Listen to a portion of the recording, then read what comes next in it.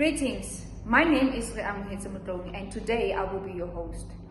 We will be discussing the most important theories that influence child development. These theories are by Lev Vygotsky, Jean Piaget, and Yuri Bronfenbrenner. The theories offer unique perspectives on how children grow and interact. Vygotsky's theory focuses on social interaction and culture in child development, while Piaget's theory focuses on how children actively construct their knowledge as they go through the different stages of development. Lastly, we will be looking at Bronfenbrenner's ecological system that highlights how family, schools, and the society at large influence child development. Our topic for the day will be that which theory best describes child development. Moving to our first speaker, he will be with the notion that Vygotsky's theory is best in describing child development. Thank you so much, Reamuhetse. It's a pleasure. I go by the name of Breaky Balanga, and I hereby to emphasize on the theory of Vygotsky himself. Heading it to you. Well, I am Moniasha Wangu, and I will be against the motion that Lev Vygotsky's theory of cognitive development is best, and I will put emphasis on Jean Piaget's stages of cognitive development. Thanks for the moment. I am Apandi CDJ. I'm with the motion that Bronfenbrenner ecological system theory best describes child's development. The main point I would like to raise here is that the theorist Vygotsky himself studied the role that social interaction has on the cognitive development of a child.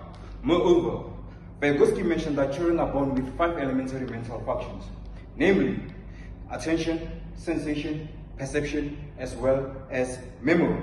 So, as a child grows up, these elementary mental functions are stimulated and transformed into being higher mental functions through the interaction with the more knowledgeable other. Well, Vygotsky focuses on social and culture in developing a child's cognition.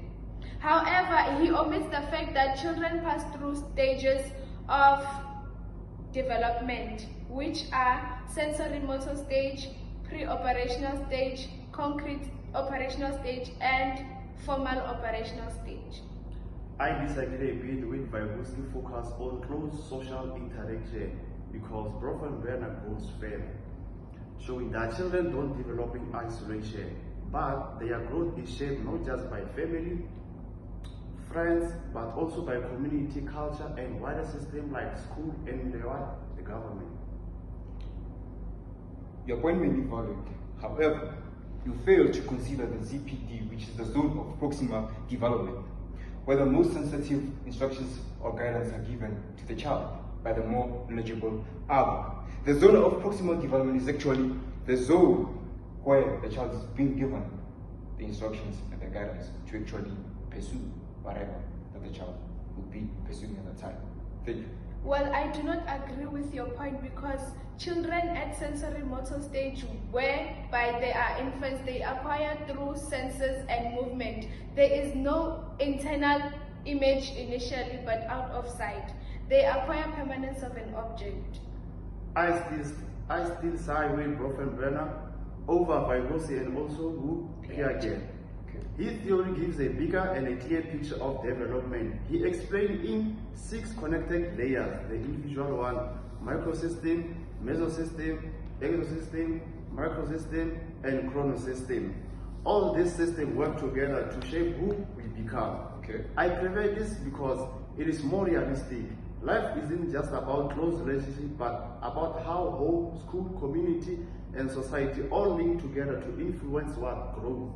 You do make sense, but your argument fails to consider the importance of language. I hope you understand me.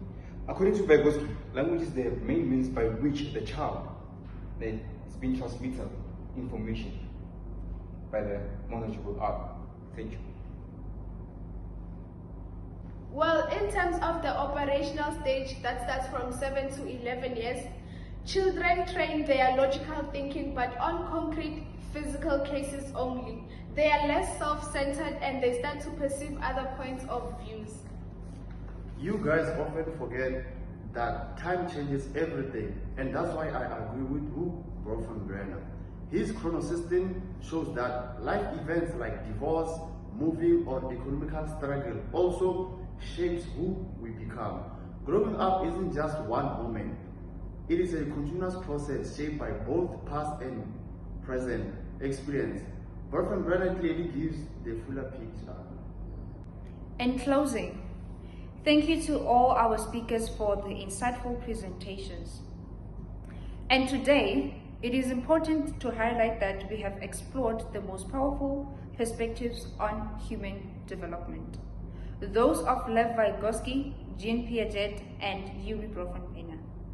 Each theory offers valuable insights into how children grow, learn, and interact with the world, whether through social interaction, cognitive stages, or environmental systems. What we can take away from this discussion is that in psychology, there is no single or final answer, or a completely accurate answer. Each theory contributes to a broader understanding of child development in its own way. The diverse ideas that make our field of psychology dynamic, they inspire new research, new questions, and new theories that can help us understand better the complexities of human behavior. And once again, thank you for listening to our debate. The end.